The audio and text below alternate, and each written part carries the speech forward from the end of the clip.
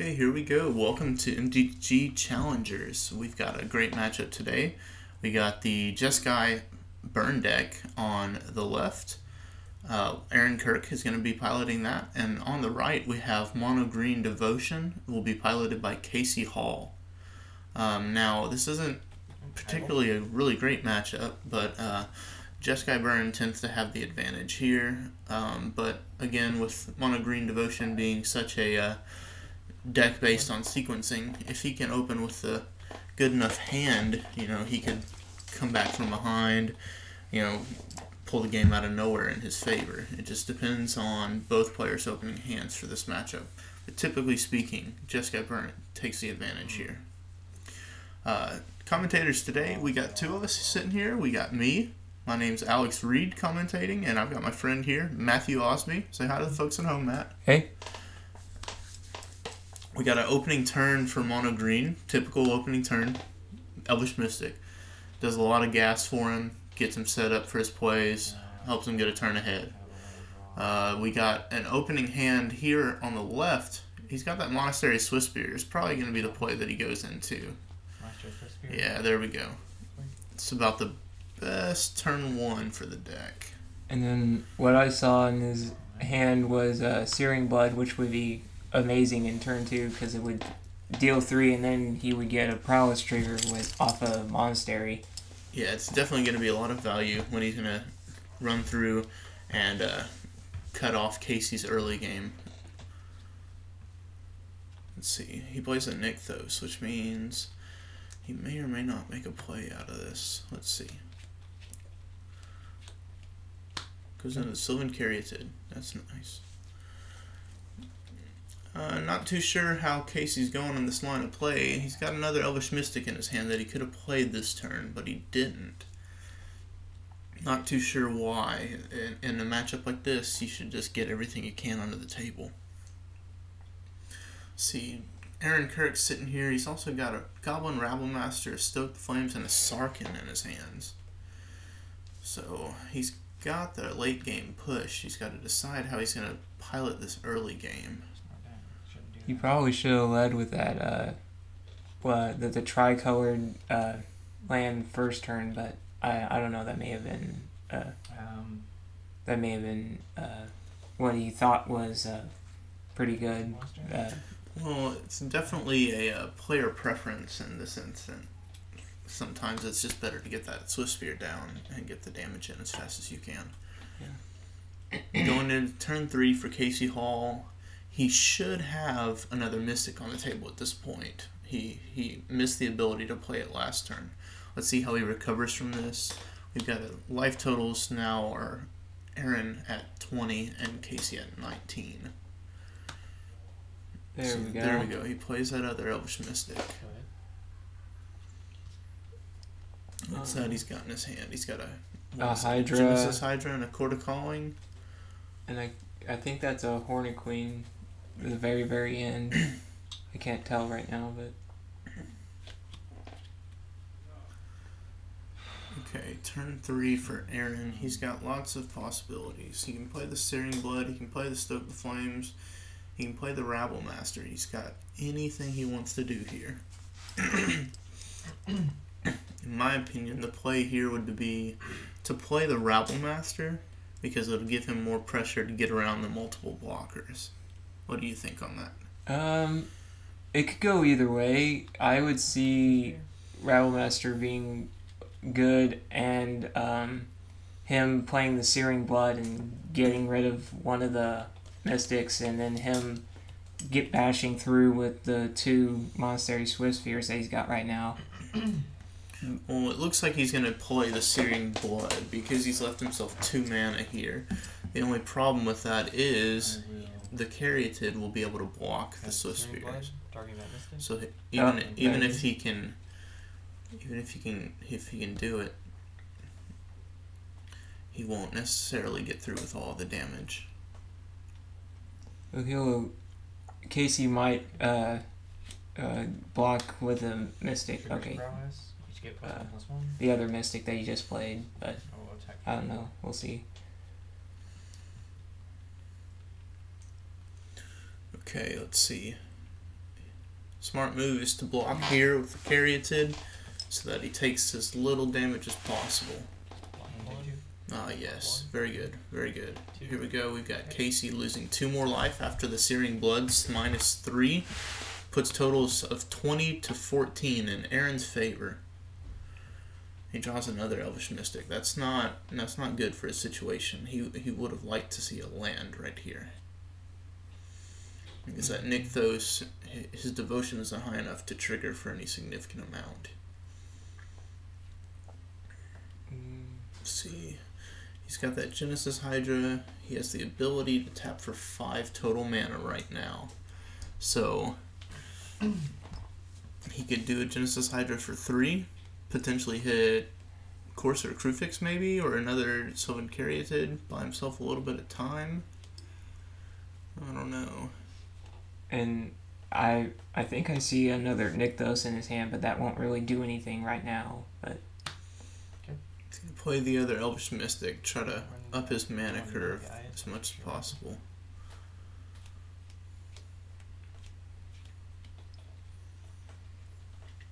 Yeah, that does look like it's a Nykthos there. Definitely does not look like a good hand for Casey.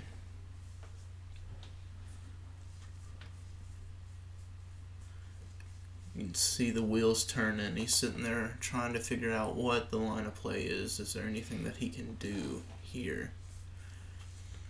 He can Gen Hydra for 2 now after he's played that Elvish Mystic. Go ahead. And we move back to Aaron's turn. And he's drawn another Rabble Master. Just further solidifies his late game. There we go. Goblin Rabble Master hits the table. Now that's not gonna give him any prowess triggers here, but you gotta remember these Swift Spears are just big enough that the Elvish Mystics aren't gonna want to block. Odds are Casey's gonna take as much damage as comes across the board this time around. He'll just block with a Caryatid.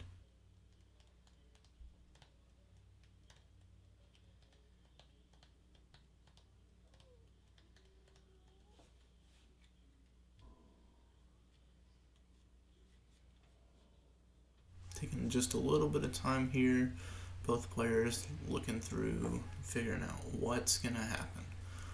What's the line of play? How do I defend? How do I attack? I will. Here we go. We enter combat. Goblin Rabble Master puts a token into the field, and this Goblin has haste, but Rabble Master's ability is going to force it to attack. Here we are. So the question is, how much does he attack with? And he's going to go with everything possible. Not really a good situation for Casey. He's got a Caryatid. That's his only blocker. Looks like he'll just have to take 2 damage here and bite the bullet. Take 2. Okay, blocks are declared. Now, see there, there's a Kranos. I'm not sure how much he can monsters for, but at least he's got a big 5/5 out there. Definitely will help having a blocker big enough. He's looking at playing the Gen Hydra. He's trying to count his mana. He's got a total of 6. Which means he'd be a 4, right? Yes, the Genesis Hydra would come for 4. X would cast for 4. Which is not a bad cost to reveal Gen Hydra for, because you get to look at the top 4 cards if you do X for 4. And converted mana cost of 4, creature gets to come onto the battlefield. And a converted mana cost of 4 for this deck is pretty good.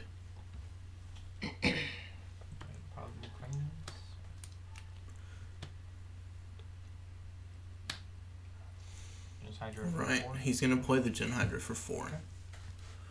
We get to reveal the cards first before the Genesis Hydra comes into the battlefield. So let's see what Casey can put on the battlefield. This is kind of a make or break point for Casey. He needs a good blocker. And what do you know? That's just good enough. Paul Kranos gets to block just everything in that deck. So 5/5. Definitely big enough to block a Monastery Swiftspear. The only problem will be when Goblin Rabblemaster has extra goblins attacking with it. He might have to trade just to kill the Rabblemaster eventually.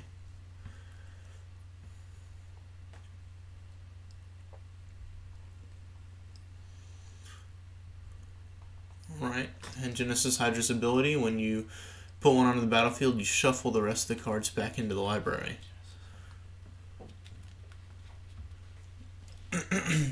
Definitely a decent, very decent Genesis Hydra for Casey here.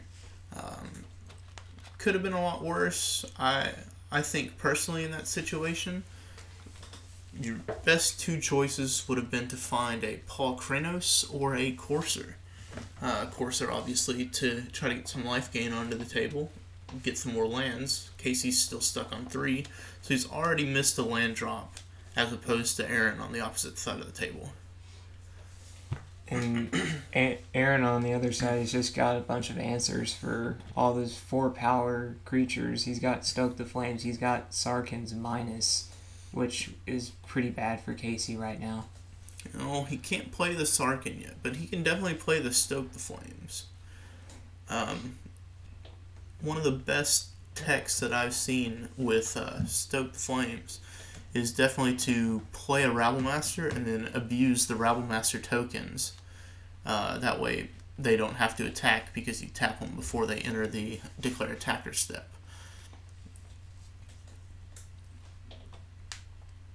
He's got a Rabblemaster, Sarkhan, Stoke the Flames. The options are endless here.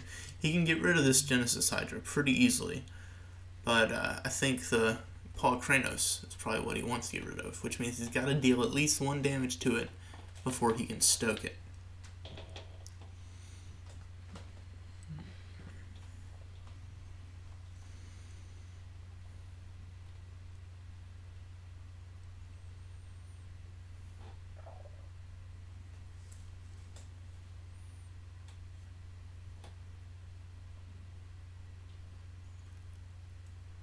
He's trying to figure it out. Decides. He could always just play the Sarkhan and attack for 4 in the air. You know, in case he won't be able to block. What to do, what to do. I've seen a lot of these matchups, and typically speaking, you just go with whatever gives you more board presence in this instance, which I think is just to play the Rabblemaster and then decide if you want to play the Stoke this turn or if you don't want to play the Stoke this turn, really. Play second double Rabblemaster. Oh, wow. That's just scary for... Well, he could still do Stoke the Flames with the Rabblemaster trigger because he's still got 2 open mana right there. Yeah, it'll also be good to play Stoke here because he can abuse this other Rabblemaster that's on the table that won't have haste that you just played. So that'll give him 3 mana. He would just have to tap 1 other creature with the Convoke cost of Stoke the Flames. Turns out pretty good in the end. He could always just tap down one of the Goblin tokens.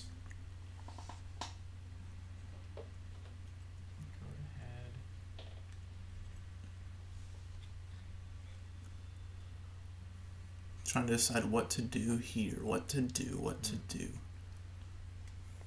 Enter combat, get 2 tokens. Because I think Goblin Rabblemaster's ability says that each goblin attacks if able, so that includes him, I'm pretty sure. Yeah, the Rabblемasters will trigger each other as well. So the Rabblemaster that Aaron has on the table, if he could tap it and the other Rabblemaster, he would probably get his best value.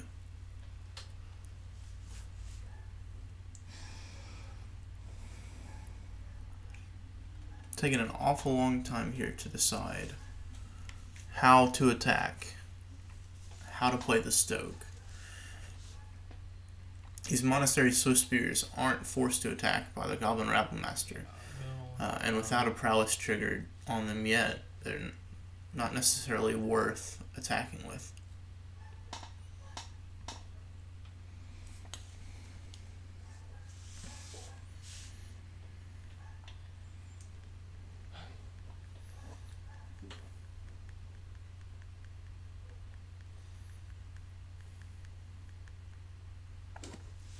Let's take a look at the opposite side of the board now. We've got a devotion count of 7 for Casey, which means that after that Genesis Hydra, getting the Paul Kranos, he can finally trigger his Nykthos or something useful. Best case scenario for this would probably be to draw into a Hornet Queen. That way he would have as many blockers as possible for the following turn. Yeah, those don't get pleasant. See here, Aaron's declared his attacks, leaving open the best possible chance to stoke. He's showing that he's got stoke available for total cost, 2 convoke and 2 mana.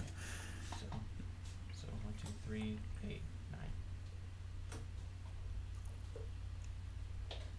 This Goblin Rabblemaster will be attacking for 5 with its pump ability. Monastery Swiftspear is just a 1/2 right now, but as long as he casts the stoke before damage is dealt, it'll go up to a 2/3 with its prowess triggers, and he's got 3 1/1 Goblin tokens. Use the Genesis Hydra to block that. I don't know, the most effective block right here would probably be the Paul Kranos to block the Rabblemaster, since he's got another one in his hand. And So I think the idea here is not to lose the Paul Kranos, because it's a more effective blocker than the Genesis Hydra. So I think he did just fine here. Now, unfortunately for Aaron, he takes the trade-off of a Monastery Swiftspear. Casey loses 3 during that combat trade. He's going to cast that stoke just like we thought, killing the Paul Kranos. Damage effects stay on till the end of turn, so it takes a total of 5. Dies. Now we're moved to Casey's turn again. He draws an Arbor Colossus. Not the best thing to see here, but also not a terrible card, because it's going to block absolutely everything, including the Sarkhan. Unfortunately for Casey, he probably would have preferred to see a land in this instance.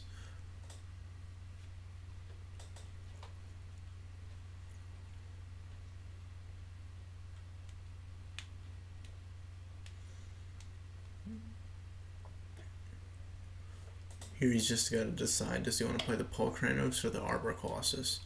Personally, I would play the Paul Kranos, because it would leave him with more available blockers for this combat.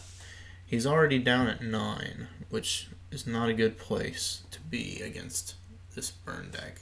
Fortunately for him, Aaron only has 1 card in hand, which, the way you play against a burn deck, just look at the card in hand and assume that it deals 4 damage to your face. So if that's correct, Casey should effectively be at 5, because he's at 9 currently. You just assume that that's going to deal 4 damage to him and try to play the turn around that. we could be thinking that he could find something with the Quarter Calling over there, but I don't know. He definitely could cord. It would just be for a very small amount. He's only got availability for 6 mana to tap. So he'd cord for a total of 3, but it would keep him from blocking, unless he were to do it after he declares blocks, tap, then try to float another creature into the battlefield before everything else died. Not a bad way to play around, but it's one way to abuse the abilities of the creatures.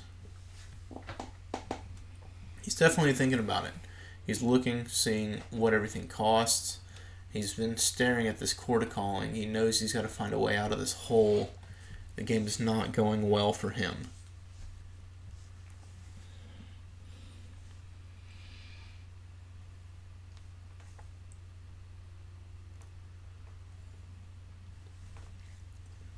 Moves on from thinking about the Quarter Calling, now he's thinking about this Arbor Colossus. If he only knew that the creature, or the card rather, in Aaron's hand is a Sarkhan, might change the way that he plays this turn. The only thing, he could still block the Use 2 of it. Sarkhan, but Sarkhan wouldn't really do anything. It would just stay there. But I used the 2 to activate this. Got 3 mana. Okay, so Casey's explaining to Aaron now. He's using the legendary rule to abuse Nykthos' ability. He activated his Nykthos on the table, creating 3 green mana, then played the new Nykthos from his hand, sacrificed the old one. Now he can use 2 of the 3 mana in his pool, take him down to 1, activate Nykthos again, and give himself 3 more. Putting himself at 4 mana. He's now tapping 5, 6.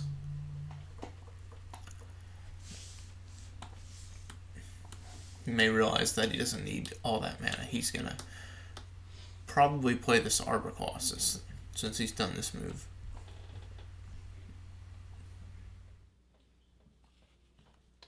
Seven. Looks like he's tapping for 7.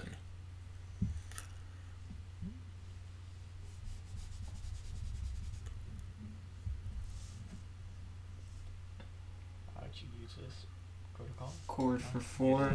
I'm not entirely sure what he can get here. He might hit another Polykranos. Maybe. Yeah. 4 but- put on the battlefield. So Polykranos, I'm assuming. Definitely not good for him. Yeah. Yeah.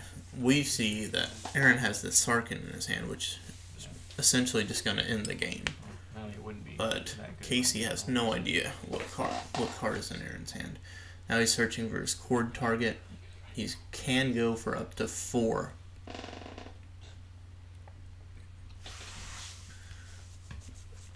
Trying to decide between Courser, Caryatid, Polykranos.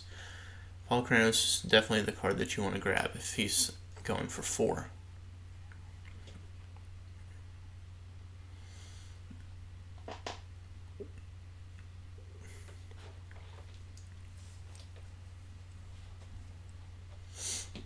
Nelia wouldn't be a bad idea right now, but if she wouldn't be active, that's probably what he's thinking through right now. Yes, as good as Nalia would be to grab right now, it's not effective unless your devotion is high enough for her to be a creature. I think he just has to play it safe and grab a Polykranos in this instance. He's in a very, very bad spot for this match.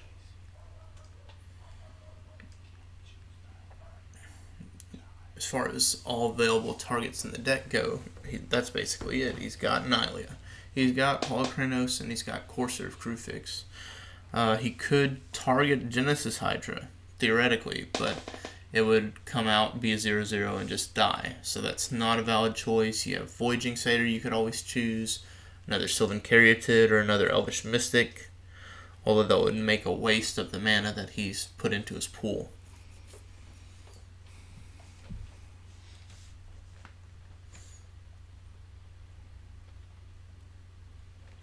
I'll go ahead and do.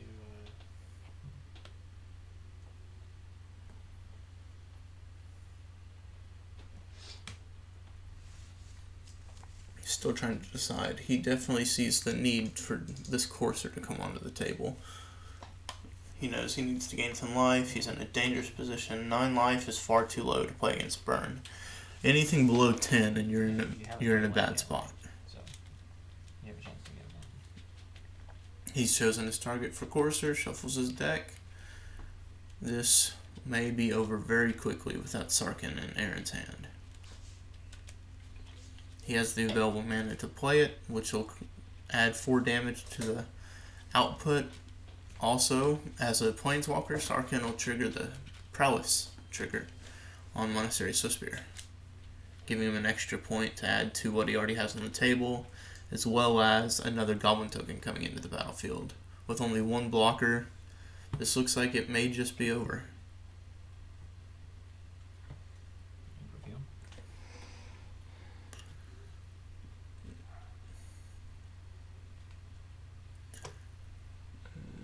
And not a good card for Casey to see. He needed to see a land here. Give himself at least a fighting chance. This may just be Casey's last turn of this game. Alright, we move on to Aaron's turn.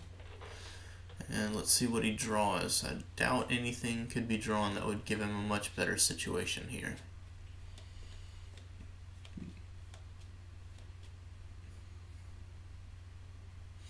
Looks to me like a Stoke the Flames. either way. If I count correctly, he'll have 4, 5, 6, 7, 8, 9, 10. 2. Yeah, I think he could just win right here by playing the Sarkin. Yeah, he's got a Stoke as the extra card that he drew. Just even better for him.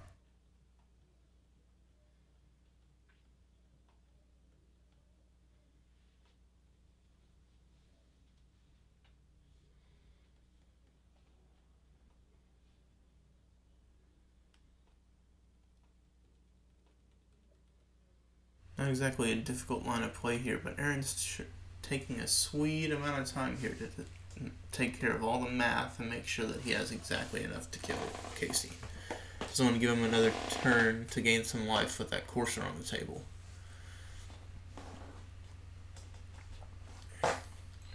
He knows he's got an Arbor Colossus on the top of the deck. Flames. Okay. He plays the Stoke the Flames. It's going to trigger the Prowess. It's going to kill that Courser. It's going to open up for Aaron to just swing in with every point of damage he has on the board. What? I can't reveal the top card anymore. I can't. Oh yeah. Telling Casey, make sure that he flips the top card over. That's good. Maintaining the game state, of course. So, 4. And we move to the combat. He's got 7, 8, 12. more than enough. 7, 8. And that would be lethal damage. Yeah. This is the only one they got close one. Got a total of 6 damage coming out of the Goblin Rabble Master, 2 damage from the Swiss Spear, and 4 more damage from the tokens. Right. So that's lethal. That's going to put Casey down to 0. Side wisely. Now we move to one of the best parts, if you ask me. We move on to sideboarding. This is a really great part of the game here. Let's see. Move into the sideboard portion. The goal here will be for Casey to board into anything that's going to better his early game as well as gain him life. Aaron is going to move into anything that will better himself against Casey's deck in general. He's going to want to get all of the blockers out of the way. He's boarding in now. You see he's choosing to bring in Angers. He's choosing to bring in another Searing Blood. He's going to want to get rid of anything that's an obstacle. It's just going to make his Goblin Rabble Masters more effective. And he's looking over that Keranos. Keranos would definitely be fun, but I don't know. I don't know how well it is. I've never played him before. As an early game, low curve aggro deck, Keranos may or may not be very effective in this instance. He's got another Storm Breath there. Looks like he's looking at the Storm Breath. He's going to choose to try to work in one negate against Casey.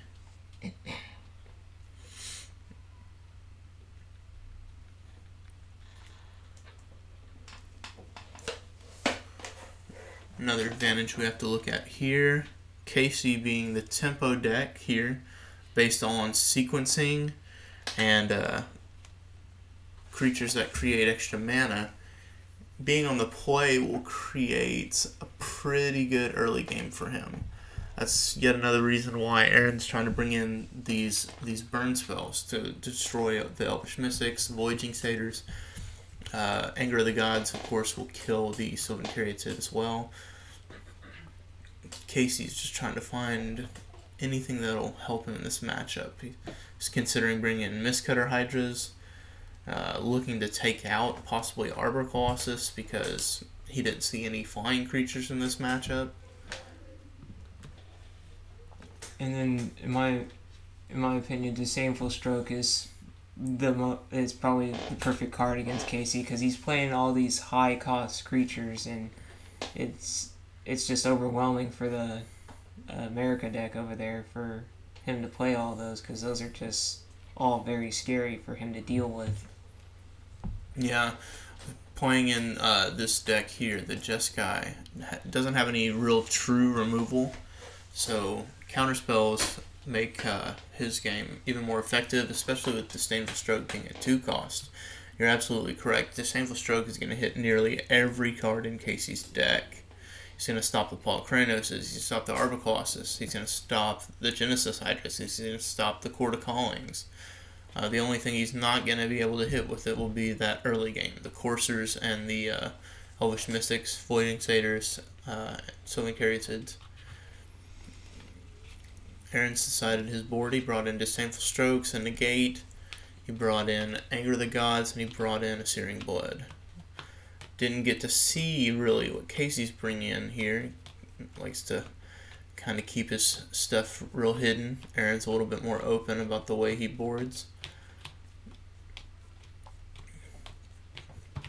Looks like Casey's decided what he wants to bring in. Now he's got to figure out what to take out. In this deck, I would probably take out a Court of Calling, a couple of the Arbor Colossus. Just depends on how many cards he's trying to bring in here. You definitely want to bring in Nalia's Disciples if they're in your sideboard. You want to bring in Mistcutter Hydras. They can't be countered, just like everything else will be able to. We were just saying about the Disdainful Stroke.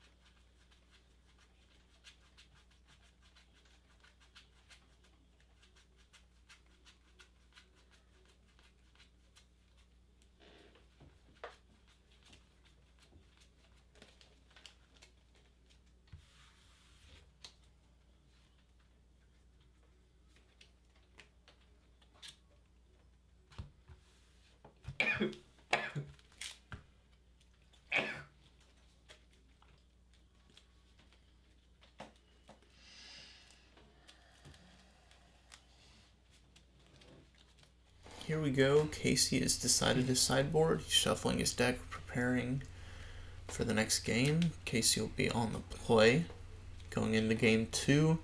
Like I said earlier, being on the play gives this ramp-based deck a pretty significant advantage. But as we just saw in the first game, the creatures that Mono Green plays to make mana just don't do enough to stop the early game of the Jeskai Burn deck here. He's going to need a ringer or two, like the Nalia's Disciple that he's boarded in. So here we go, let's move on to gameplay. They're presenting their decks now. We move on. We've got Casey on the play. We know that Casey is boarded in some life gain, as well as another big creature that can't be countered, Mistcutter Hydra. And we move to Aaron, who's also brought in counterspells, which is just going to make his matchup even better. Aaron's got 2 land opening hand here, which is not bad for him. Looks like Casey's got about 3,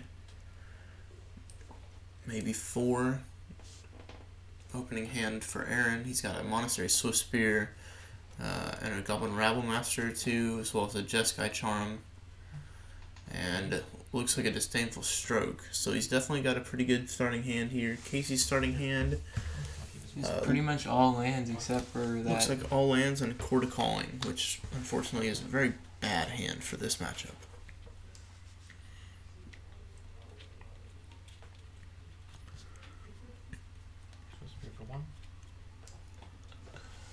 We got a Monastery Swiftspear. He attacks for 1, puts Casey down to 19. I think Casey just drew that Hornet Queen in his hand. I think that's a Hornet Queen. I can't completely tell because he keeps moving it. We got the draw over here for Aaron. He drew a Mantis Rider. Can't yet play it. He just played his second land, which is actually all the land he had in his opening hand. He's trying to decide what he wants to do here. He's got a Lightning Strike. It's definitely not a bad choice. He's got that Disdainful Stroke. He's gonna want to hold up after this turn. Casey will move to 3 land. He'll want to hold it open for when Casey gets that 4th one to be able to counter whatever comes next. I will go ahead. I'm gonna go on. Aaron plays Lightning Strike. He's gonna deal 3 damage to Casey. He'll be at 16. Triggers Prowess, and he attacks.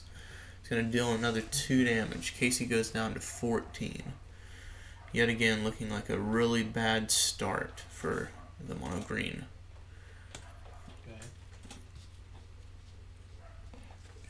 A thing that would probably save Casey right now is a Corsair Crucifix because of all that land that he's got in his hand. We'll see how reliably he can draw into it. It would definitely be the card that he wants to see. Aaron won't be able to counter it with a Disdainful Stroke. It'll gain him life, like you said. It would effectively block this Swift Spear that's dealing so much damage to him. He just took another point of damage from it. Casey's at 13, and he draws into the Corsair Crucifix. Looks like a bit of a misplay here. You definitely want to wait until after you play the Corsair to play a land. And just right there, he's already played his land for the turn. He can't even get this forest. So he's going to gain no life this turn from the Corsair.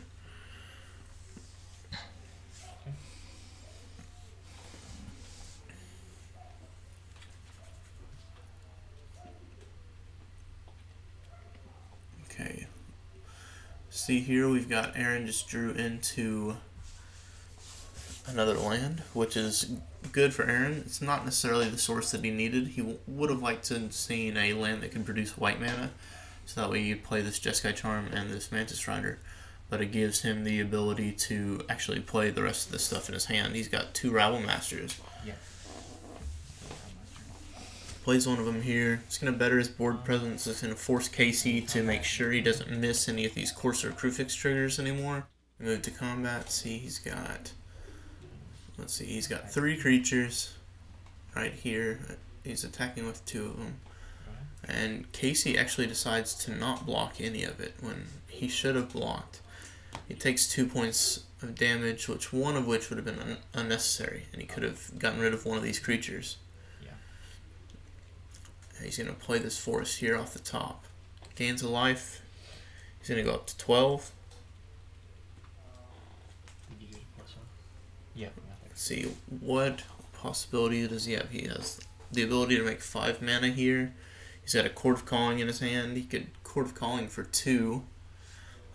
Get either a Voyaging Satyr or a Sylvan Caryatid.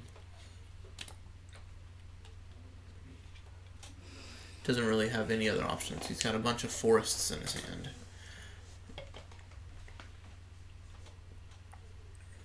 He's showing a Sylvan Caryatid on the top. Not exactly the card that you want to draw right now. He's going to want to draw either another Corsair or another large creature like a Mistcutter Hydra or a Polykranos. Try to get as much pressure on the table as you can, or gain as much life as you can and sustain. One thing that would benefit Casey very much right here is a sideboard option. Probably a Hunt the Hunter to get rid of Goblin Rabble Master on the other side. I don't know what he sided in, so... I think in this instance, actually the best sideboard card is going to be Analia's Disciple. Unfortunately for Casey, it's counterable with Disdainful Stroke, now that Aaron's untapped, but Hunt the Hunter wouldn't work in this situation. It's definitely a card that you bring in for a mirror match because of the abilities, but Analia's Disciple would be a fantastic card to have drawn, rather than this Sylvan Caryatid that he knows he's going to draw next turn unless he plays this Court of Calling from his hand.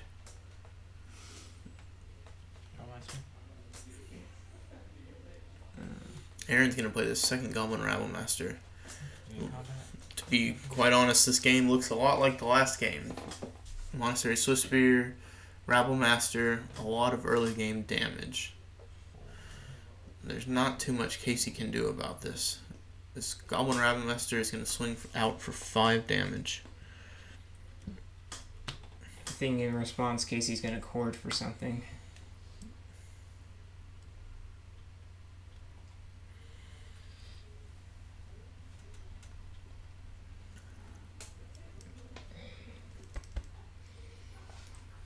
He's trying to decide here. He's tapped 5. He's trying to decide what he wants to do. He wants to tap this Courser to add to the Convoke cost for Court of Calling and possibly grab another Courser Crucifix. 1, 2. That is a 5, 5, 2. And 1, 1. He's trying to calculate the amount of damage that he's going to take.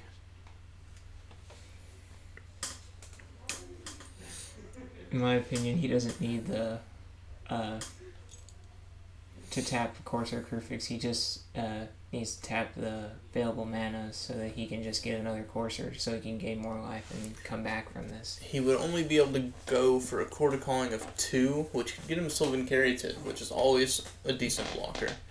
But he wants to grab here another Corsair, because he'll be able to block a Swift Spear or a token, and he'll be able to gain more life, because he knows he has several land in his hand.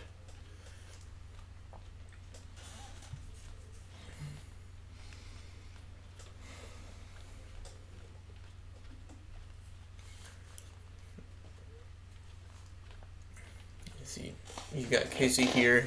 He knows he wants Corsair Crucifix, but he's taking a look through the rest of the deck, figure out what he has where, how badly how bad his draws would have been, and just really decide if Corsair was exactly what he wanted. Looks like he's going to pick the Corsair anyway. Taking this look through his deck, though, we get to see another sideboard card that we did not know that he brought in. He brought in Scuttling Doom Engines, which its ability is very good for this matchup. Would make it where Aaron wouldn't be able to block with most of his creatures. And it's a 6/6 creature. It also deals 6 to Casey's opponent whenever it dies.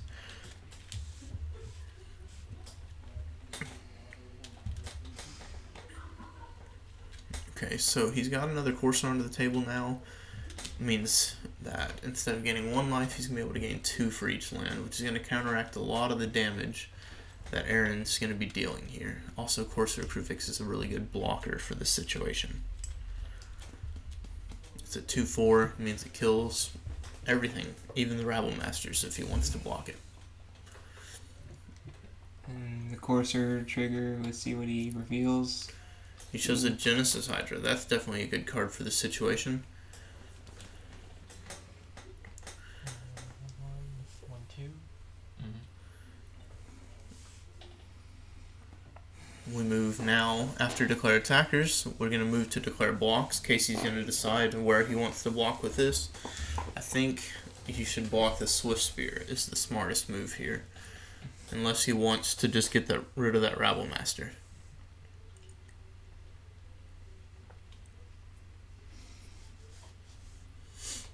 A good thing if he does block the Rabble Master, Aaron wouldn't get a whole lot of Goblin tokens on the other side, so that he can convoke into something or do something of that nature. There's definitely an option here. Aaron's sitting on the wrong mana for his hand. All he has now is counter spells, and since Casey took the advantage while he was tapped out to play that Court of Calling, there's not going to be too much more that Aaron will be able to do. He's going to block the Swift Spear, which means he's going to take 8 damage. This Rabble Master was dealing 5. Casey's going to go all the way down to 4 life, but Aaron doesn't know, but Casey does. He's got all this extra land in his hand. He's just going to play land and gain 2. Goes up to 6. He shows another Corsair. That's really good. Really great mechanic for Casey's situation right now. He definitely wants to try to sustain here. He's got plenty of mana. He's got a Genesis Hydra. He could get the Corsair to the table right now.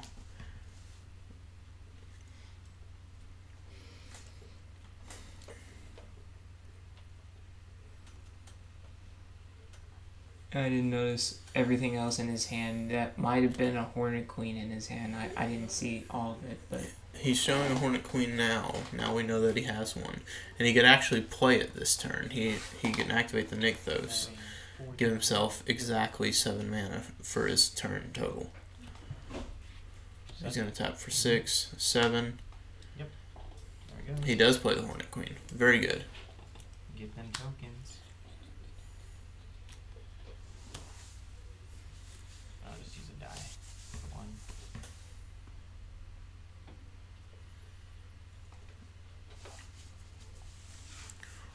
Hornet Queen enters the battlefield.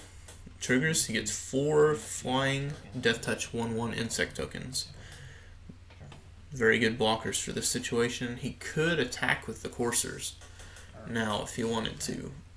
Aaron does not have the capability in his deck to kill multiple Hornet Queens tokens at once.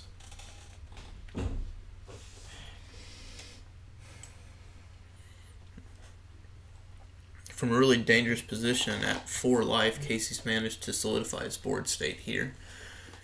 He's showing probably the most threatening card to Aaron right now, a Corsair Crewfix on the top of the deck. Not only is he going to play it and gain more life each turn, but Aaron does not have the ability to counter it with the cards in his hand. Disdainful Stroke and Negate will do nothing for the Corsair. Aaron's also in a really bad position here because with 2 Rabble Masters on the table, he's going to be forced to attack into a wall of Death Touch tokens. It's a really, really great play by Casey here, playing this Hornet Queen when he did. We've entered combat here. Aaron's got his 2 extra Goblin tokens, 1 from each Rabble Master, so he's got 5 tokens and 2 Rabbles. They'll come out when they attack and get +5 each, so they'll swing for 7. Casey will not be able to take this damage. He's going to be forced to block, which is, not really a problem. He's got his Death Touch tokens here. Unless Aaron's got a Stoke the Flames in his hand, but I don't see it. Aaron's holding the only significant burn spell is a Magma Jet. He is going to be forced to attack into this wall. The only advantage will be that he can save one of the Rabble Masters with this Magma Jet.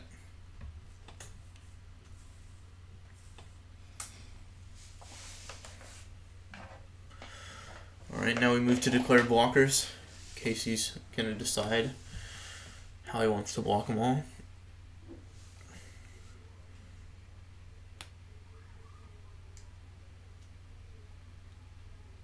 Those are all 1/1s? Yeah.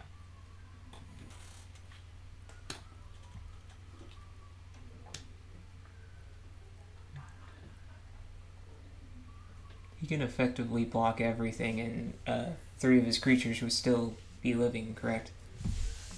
Yeah, he would be able to keep all of the creatures that aren't tokens. All of his Death Touch tokens would die in this combat. He decides not to block with the Hornet Queen, and Aaron decides to let all the creatures deal damage. So he's going to lose both his Rabble Masters. He's going to lose all of his tokens except for 1. Yeah. Casey will take 1 point of damage from that combat, but Casey definitely keeps a better board state for the rest of the match. Yeah. And things are about to get very, very serious with that 3rd Corsair on the field if he decides to play it. Let's make sure that he plays it right. A lot of people have problems stacking their Corsair triggers properly. Looks like he's doing it correctly. Or, no, he's counting his mana. He's got 5 forests and a Nykthos. He knows he's got another land in his hand. He can produce a lot of mana for this turn. He could Genesis Hydra, he could play the Corsair, he could do both potentially.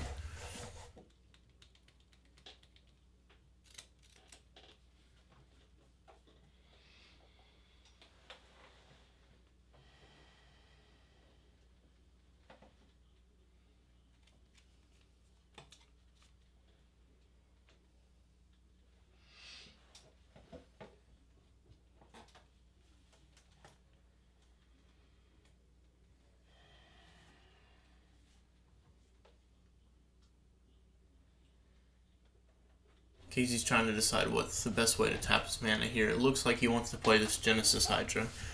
And he knows he wants to play the Courser. So he may just play both in this turn. He's also... What does he have in the rest of his hand here? It's a little difficult to see. It looks like the rest of his hand is all land. I'm pretty sure it is, unless one of them is a Hunt the Hunter. I can't really tell right now. They look like all forests to me, but we can't see with the way he's holding his hand here.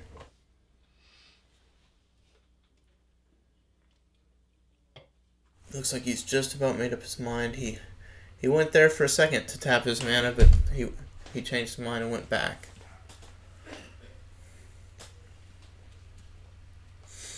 Okay, here we go. What's the decision?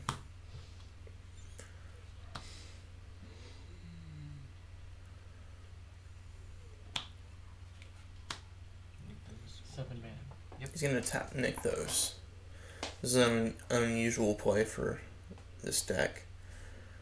He's going to make 7 mana in his pool, which will leave him a total of 10 mana for the turn, played this way, before he plays land.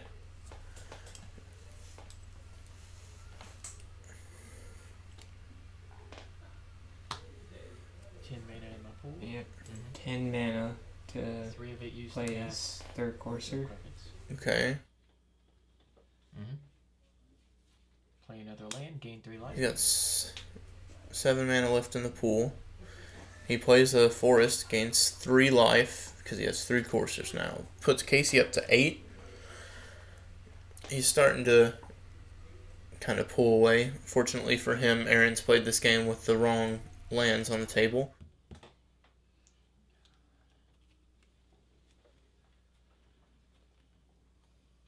Now he's going to add this Forest, tap it for mana, add it to his mana pool. He'll have 8 in the pool. 10 mana in my pool. Use 3 of it to cast Courser or Crufix. Had 7 mana left. Yeah. That's what he's calculating now, calculating his mana. Use that into my mana pool. 8 mana.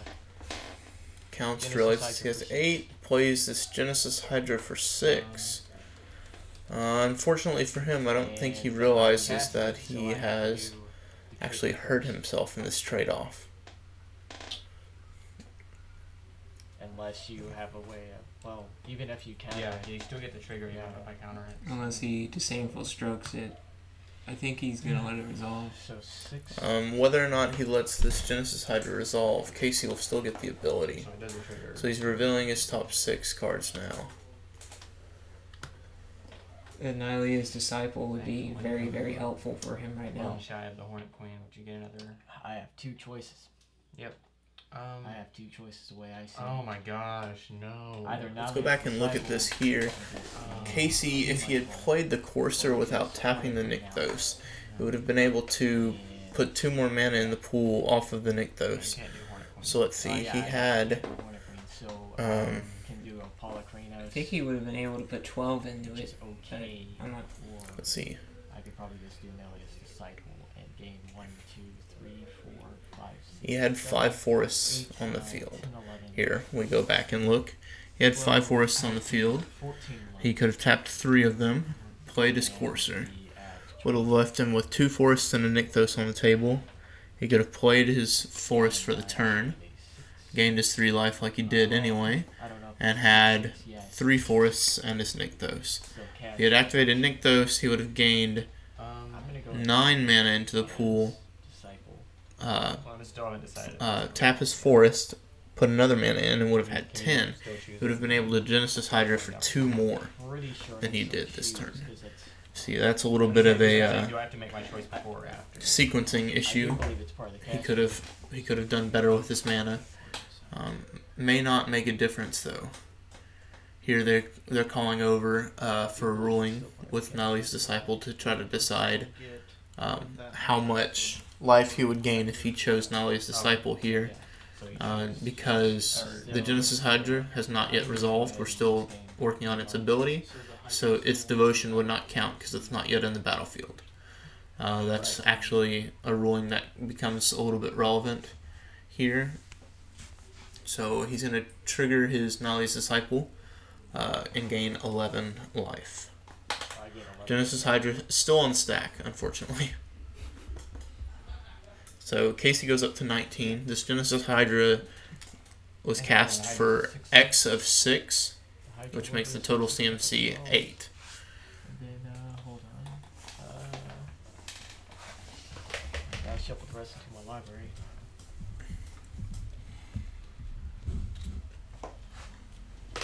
Okay, now we're fully done resolving Genesis Hydra's enter the battlefield, or when it's cast ability, rather. Now we're going to shuffle. He's going to show his top card because Courser's ability, and we'll move priority to Aaron, who will decide if he wants to counter this Genesis Hydra. Which, not that it looks like it's going to make too much of a difference, but I think he really should. So Aaron will tap Shivan Reef, produce a blue mana, take 1 to disable stroke the Genesis Hydra. Pretty good choice. You don't want a 6/6 hit. Yeah. Literally, I thought I had this game won until that happened. Let me finish shuffling my library here. Damn. Cut my deck, and then we're going to combat phase. And I'm sure you will.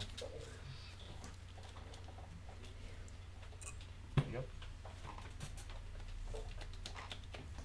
That Disciple, man. So now we see here, after a well-placed Hornet Queen from the mono green player, Casey, on the right, you had a complete and total board switch. The board state is completely flopped from Aaron's favor to Casey's favor. And now, instead of before, when we had life totals of 20 to 4 in favor of Aaron, now we're tied up at 19 to 19. I just came to play. I can't do that one. And he's also got to do the Courser trigger, which makes him reveal the top card, but I don't think he realizes that yet. Something that they've missed.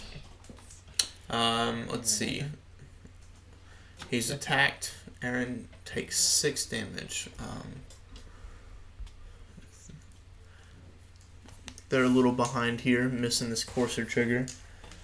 A little failure to maintain the game state here. See if they correct it here before it becomes relevant in case he draws a card that isn't seen.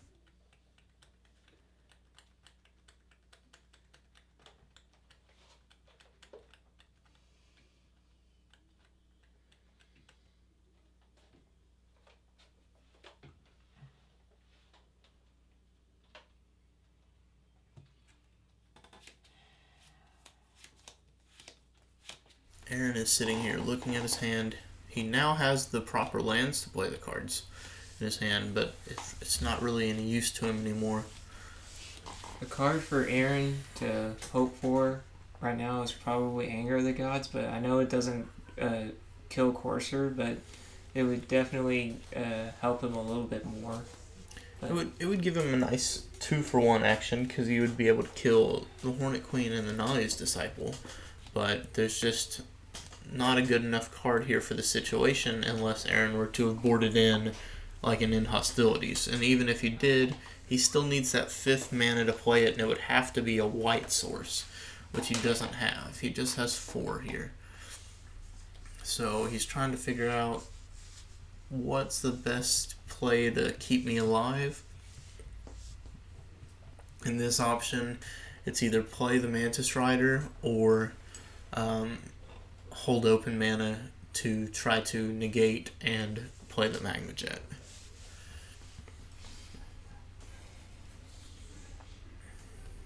See, this Magma Jet will be pretty effective. He can Magma Jet the Hornet Queen, get rid of a flying creature, which would not necessarily do him much good, but it would get rid of the largest devotion feeding creature on Casey's side of the field. Hornet Queen gives 3 to the devotion, whereas all the other creatures only give 2. Aaron's taken a nice sweet time here, looking through every possibility, just like we've just gone over here, trying to decide, should I play the Mantis Rider? Here we go, moving to Casey's turn. We might just see this failure to show the top card from Courser Crufix. Okay. Oh. And they catch themselves before he draws. So now Aaron sees this Courser Crucifix. Casey will draw for the turn. One thing that Aaron could do is with the what is it? The charm. He can return something to the top. I think that's one of the abilities, but I'm not sure how that would help him a little bit. It would just help to buy him a little bit of time, push one of the coursers off the table, and save himself a little bit of damage. Really wouldn't help to push the Nihilist Disciple or the Hornet Queen off the table. Casey displayed his 4th Courser. He's got all 4 on the table, and he plays his land for the turn, going up to 23 life. Resolve. Did you put the 4 on? Yeah.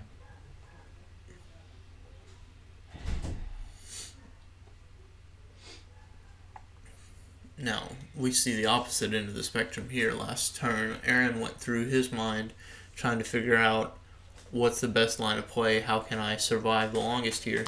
Now you see Casey looking at him and going, well, I have no idea what cards are in this guy's hand. What should I attack with? What shouldn't I attack with? What's the safest line of play for me? This game is, pretty dead set, but if he has a couple of burn spells like Stoke the Flames, this could be very different. Block the Disciple. Okay. Take foe. Casey decides to attack with just 2 Coursers and a Nihilist Disciple, and Aaron blocks the Nihilist Disciple with the Goblin token and takes 4 for the combat, which puts us at Aaron at 9 and Casey at 23. And the Goblin token did not have the Rabblemaster thing or trigger because Rabblemaster wasn't on the field.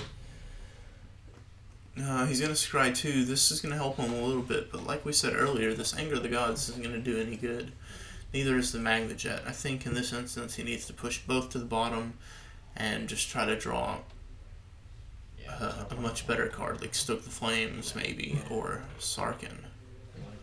Yeah. And he's scooping it up. Aaron decides that the game is completely unwinnable from this point. He's going to concede the game. We'll move on here.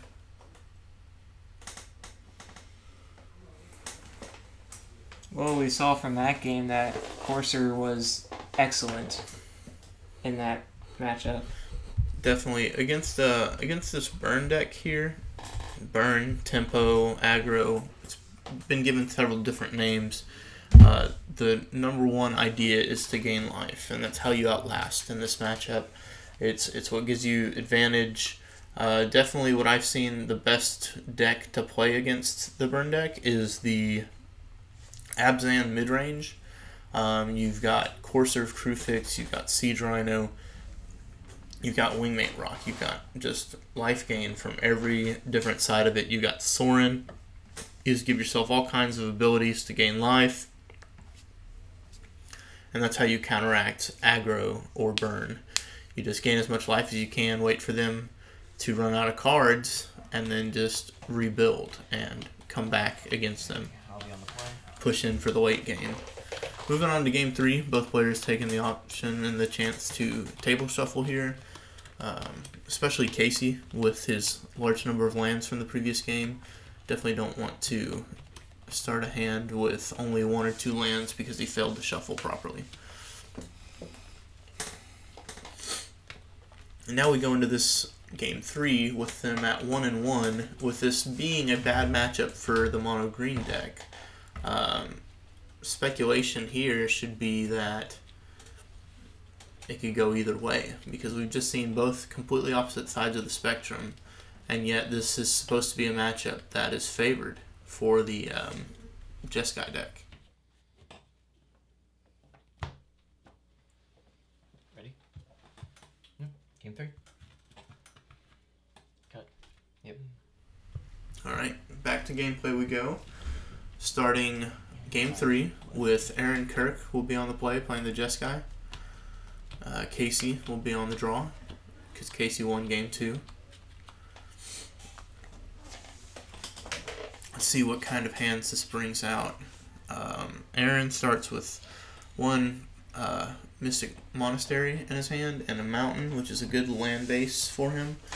It looks like Casey has an opening hand of 2 forests and a bunch of creatures that will create more mana for him. It doesn't look bad for either player, but it also doesn't look exceptionally good on the part for Aaron. He's got a negate, but that's not the counterspell you want to see for this matchup necessarily. It's not as good as Disdainful Stroke. It's definitely still a workable hand. Workable hand here on the other side too. We see Elvish Mystic, Sylvan Caryatid, Court of Calling. And Aaron decides to mulligan his hand. Brings him down to 6 cards, which is not very good for a burn deck at all. You want as many cards as possible, probably. So also going to give a slightly better advantage to Casey, because going down 1 card, of course, is one less spell that can be played against him. But that gives Casey card advantage too, because as opposed to where they both had 7, now Aaron will start with 6, Casey will go up to 8. Card advantage is always significant in Magic.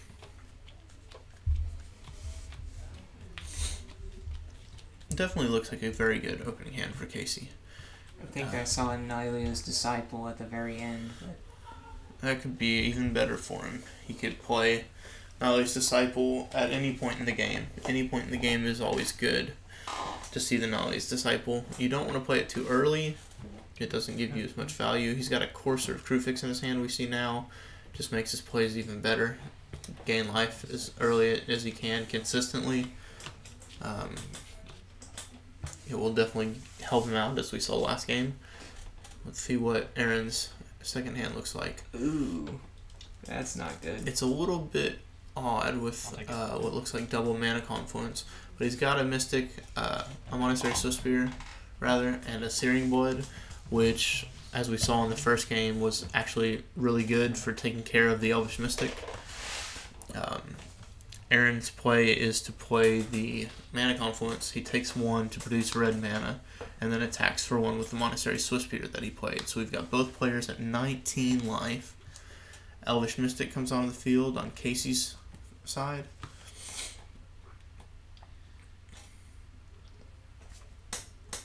Aaron's going to take 2 more. This Mana Confluence is really going to hurt. He's going to cast the Searing Blood. It's going to deal 2 damage to the Elvish Mystic. Elvish Mystic dies, deals 3 damage to Casey. It's going to trigger Prowess. So Casey took 3 from the Searing Blood, went to 16, takes 2 damage from the Swiftspear, goes to 14. So we've got Aaron at 17 versus Casey at 14. Casey's going to cast Sylvan Caryatid here. So good play, makes a good blocker for the Monastery Swiftspear. For us, we know that he doesn't really have anything better in his hand to play here. He's going to have to sit and play around with this Sylvan Caryatid. If he doesn't draw a land this next turn, he could just play the Courser Crewfix and hope for a land from the top. But there. And he's drawing a land here. Oh, he makes this nice Courser play. Yeah, he makes the play here, sequences his mana properly. If the Monastery Swiftspear didn't swing through the Sylvan Caryatid, there's no reason to believe that it'll swing through the Courser. Casey's going to play a Forest, although they've failed to trigger Courser properly and show the top card of his deck.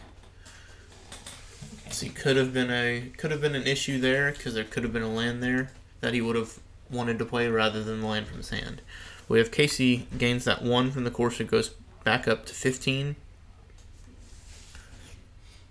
I think Aaron finally drew a land that won't hurt him. Yep. He's got a Mountain that definitely helps things, but he's not out of the woods yet. This is still pretty rough for him.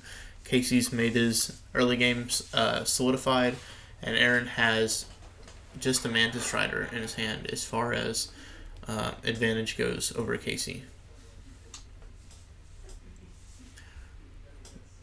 See, we move to our next turn here. Casey will have the ability to play this Paul Kranos in his hand or the Nile's Disciple. And either way, you really don't want that to happen. So Aaron needs to sit here like he's chosen to do and hold up mana for Disdainful Stroke.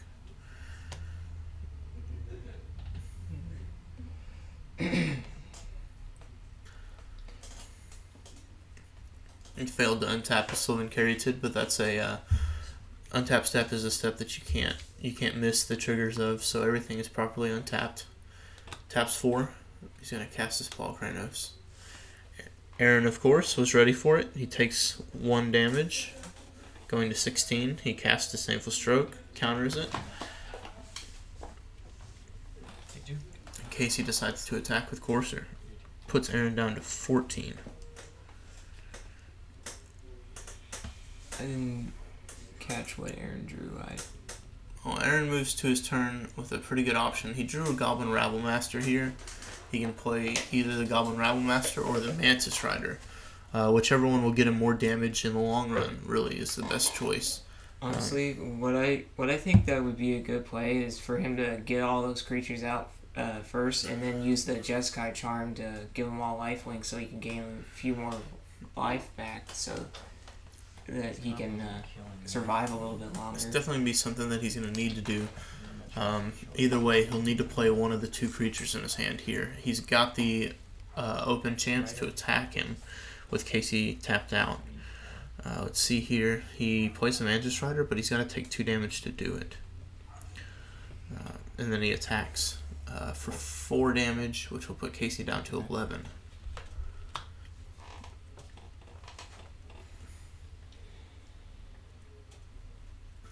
Let's see if Casey can hit another land, and he does. Puts him up. He's going to play this land here off the top. Gains 1 and goes to 12. We've got 12 to 12 for life totals. And there's another Courser on the top. Well, looks like this may just turn into a repeat of the last game. 4 Coursers may just mean the death of the Jeskai deck here.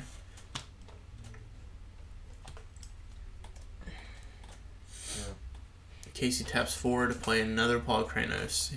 He knows tapped out, Aaron can do nothing about it, so he's going to solidify his board presence here. Aaron's looking through his hand, trying to decide what's going to get him out of this hole. Draws in, looks like a Chandra Pyromaster. So his options haven't really changed here. He can attack with the Mantis Rider still for a free hit every turn.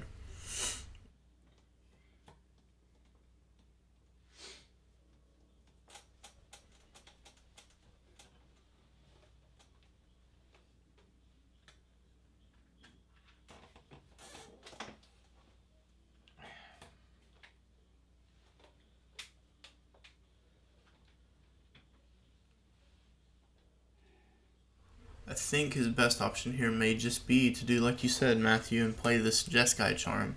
Try to gain a little bit of life, but I mean, if he attacks with this Monastery Soul Spirit, it's gonna die. He's got the Mantis Rider free every turn. He can deal 3 damage, just flying over the top. I think the Jeskai charm is +1/+1 lifelink, but it's gonna give him +1/+1 lifelink. The Monastery Soul Spirit will give itself +1/+1 off of its prowess trigger. But it's still not going to be big enough to kill either the Courser or the Paul Kranos. If he attacks with his whole field, he can gain some life, but he'll have to sacrifice his Swift Spear to do so. I think in this instance, it may just be smarter to either play the Magma Jet here to get some damage in, scry, or maybe he should play the Goblin Rabblemaster to try to give himself more creatures.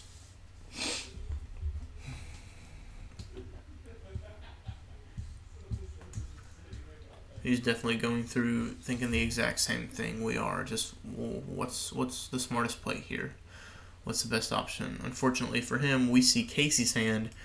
We know that Casey has a Nile's Disciple, which is not a good thing for Aaron. Without the counterspell, it's going to mean Casey's going to gain a lot more life like he did last game.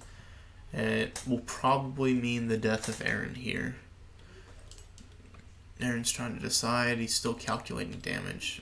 Casey's got this all figured out. He knows he's going to play this Courser next turn, you know, or play the Nihilist Disciple. Just, he's figured out the answer. Just gain as much life as you can and solidify yourself.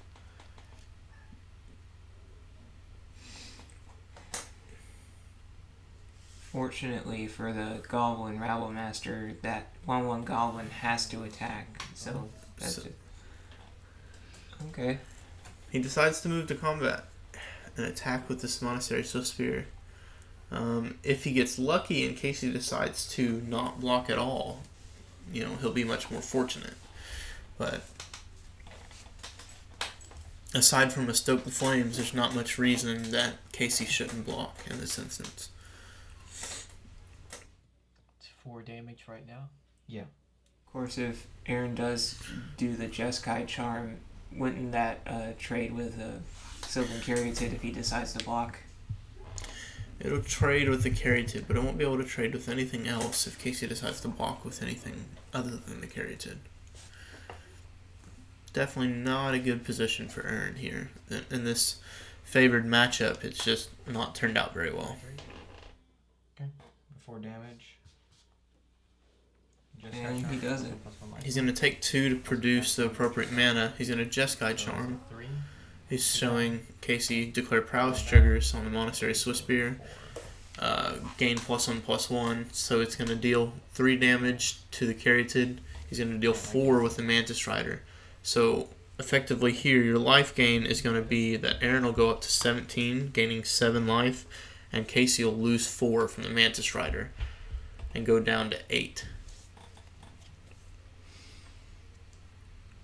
Let's see if Casey can do the Courser, because I can see a forest from the top.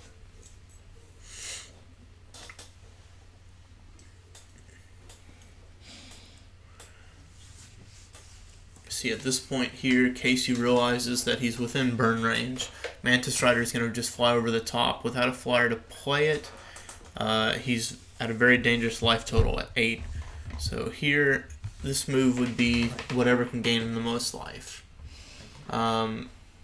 Whatever his decision would be, either play Courser, play this Nihilist Disciple. He could cast this Caryatid, possibly, to give himself more devotion. Could be any number of things. He has a pretty decent hand right now, aside from the Scuttling Doom Engine. It's a little late for the Scuttling Doom Engine right now.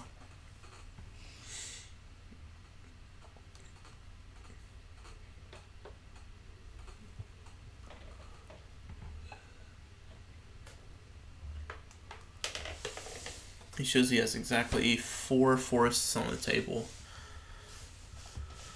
So his line of play is limited. He can either play Courser and Caryatid in the same turn, or he can play Nihilist Disciple. He can't play Scuttling Doom Engine, and it looks like the last card in his hand is a Court of Calling, I think.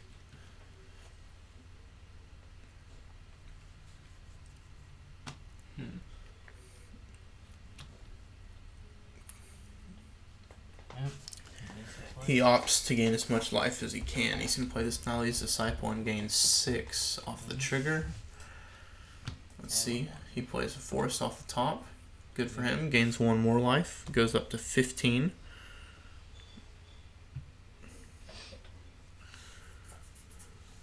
Shows a Nykthos on the top. That's going to be pretty good for him for next turn.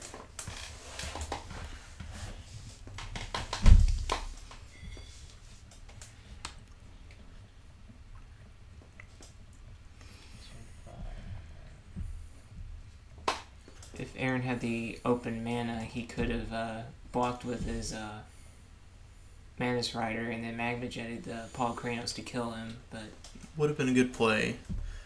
Still not really valuable for Aaron. The Mantis Rider here is probably the best thing that he's got. He's going to continuously deal 3 damage with it every turn, on top of the fact that it has Vigilance, so you can always use it to tap for Convoke for if he draws a Stoke the Flames. It's definitely one of the better cards of the deck, as well as with it having Vigilance works really well.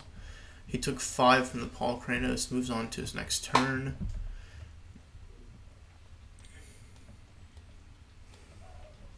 Doesn't really draw a significant card here.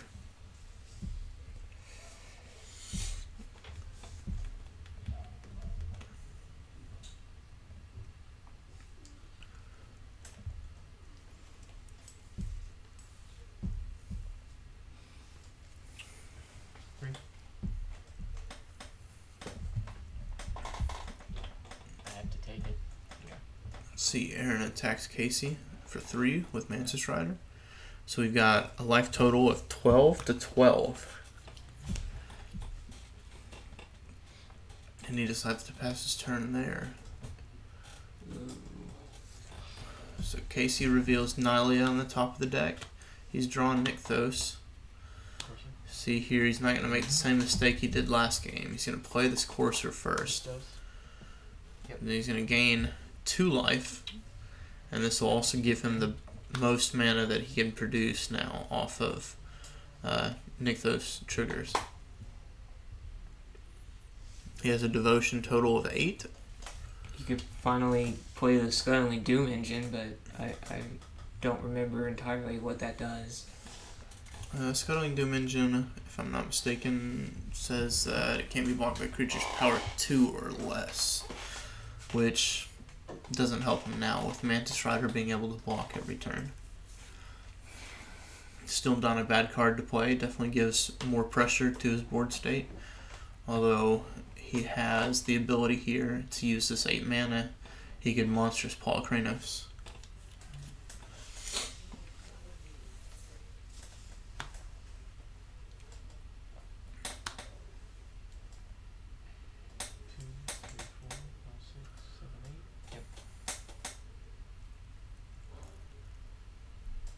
Unless he's going to court for 5, which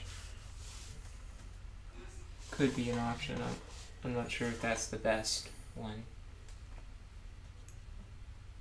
Well, he's added the 8 mana to his pool. He's counting, looking at his hand. He realizes that he can play anything in his hand, but not so sure if he wants to.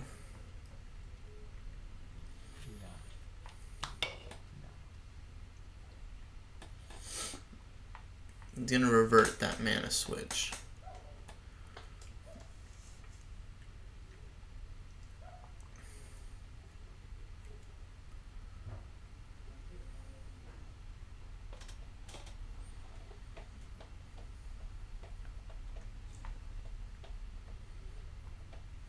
Go ahead.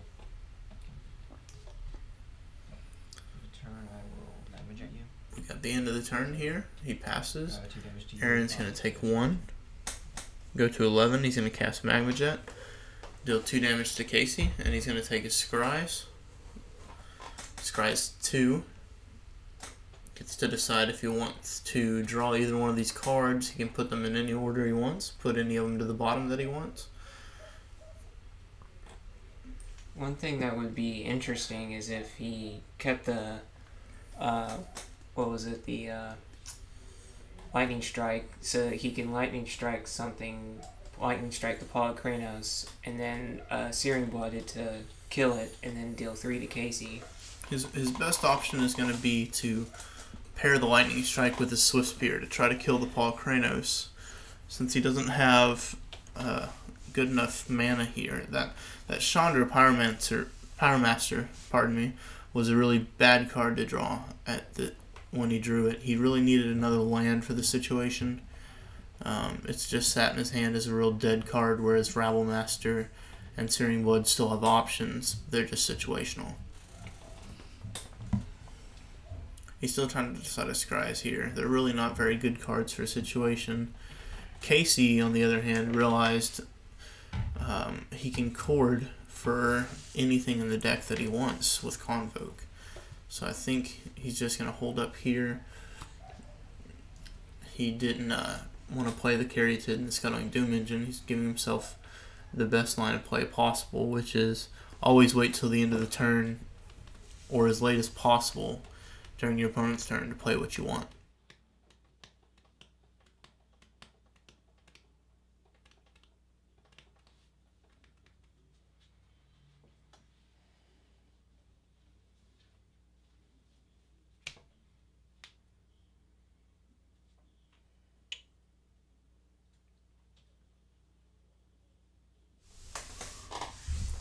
Doesn't really look like a safe situation here.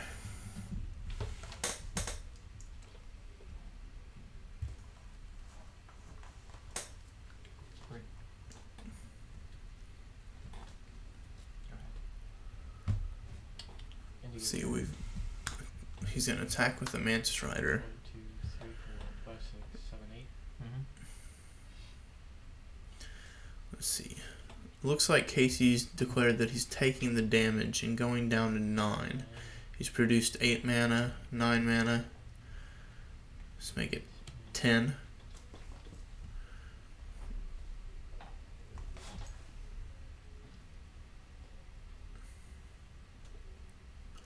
He's going to use the Court of Calling. He's just trying to make sure that he's produced the right amount of mana. He's going to let him Court of Calling for X equals 7, which will mean that he will be able to get Hornet Queen. Looks like he's a little bit That's. confused here. Oh, I'm sorry. His Court of Calling is to look through your deck and choose what you want. He mistook it for Genesis Hydra. It's not. I was thinking.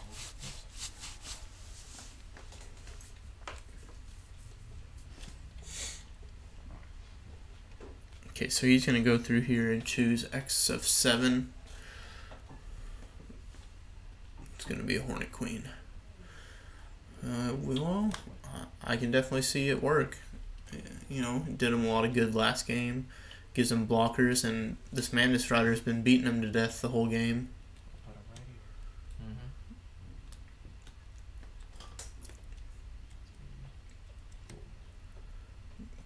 Mm-hmm. Hornet Queen enter the battlefield trigger. Puts 4 flying Death Touch 1/1 insect tokens on the battlefield.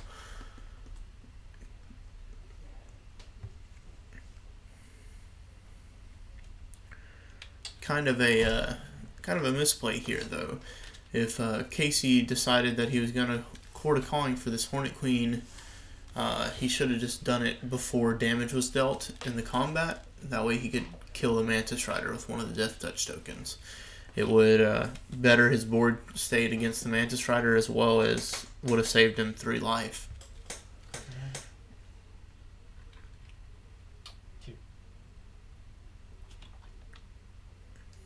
Still, either way this goes, it doesn't look too good for Aaron.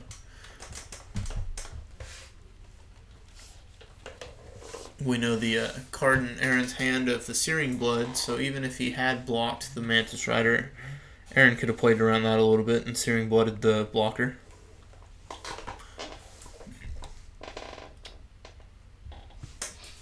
Casey shows top card, maintaining game state of Courser's Effect. Shows a Court of Calling again.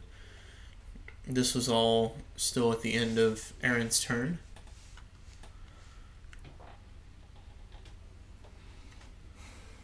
Yeah, response. I have Searing Blood, the Hornet Queen to kill it.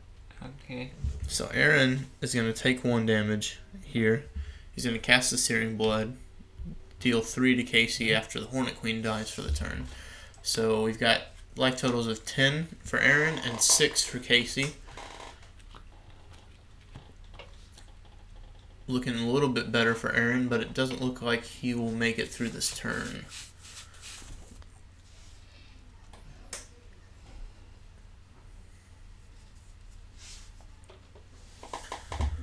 Nothing in Casey's hand is really a good play besides the Court of Calling. I don't know if he realizes it, but he can Court of Calling in his Nylea and just guarantee that he wins the game by getting more damage through.